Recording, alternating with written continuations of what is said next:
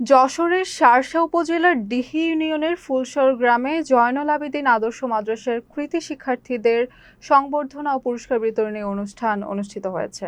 রবিবার সকালে মাদ্রাসা প্রাঙ্গণে আয়োজিত অনুষ্ঠানে ম্যানেজিং কমিটির সভাপতি আব্দুল হালিমের সভাপতিত্বে প্রধান অতিথি হিসেবে উপস্থিত ছিলেন যশোর ১ শার্শা আসনের সংসদ সদস্য মাওলানা আজিজুর রহমান। বিশেষ অতিথি হিসেবে উপস্থিত ছিলেন ডিহি ইউনিয়ন বিএনপির সভাপতি আলিয়ার রহমান, জামায়াতে ইসলামীর Dihi union secretary M Saiful Hasan, Al Azhar welfare ফাউন্ডেশনের অর্থ সম্পাদক আকিবুল হক নুরুল্লাহ আল হাজারি সহ স্থানীয় গণ্যমান্য ব্যক্তিরা।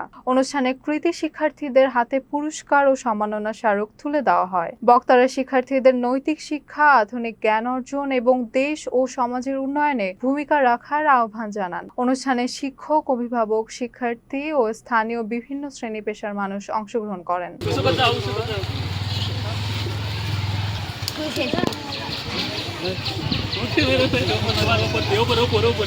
মাদ্রাসা একটা রূপ আসছে এখন, এখানে উন্নয়ন কল্পে সম্মানিত প্রধান অতিথিকে বিশেষভাবে মোবারকবাদ।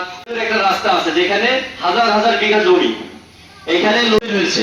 এই রাস্তাটি হওয়ার অত্যন্ত প্রয়োজন, এলাকার মানুষের দাবি বিষয়ে বলছিলেন, বিভিন্ন সংস্কার প্রয়োজন। এই বিষয়ে আমাদের স্যারের দৃষ্টি আকর্ষণ করব। মাওলানা আজিজুর রহমান।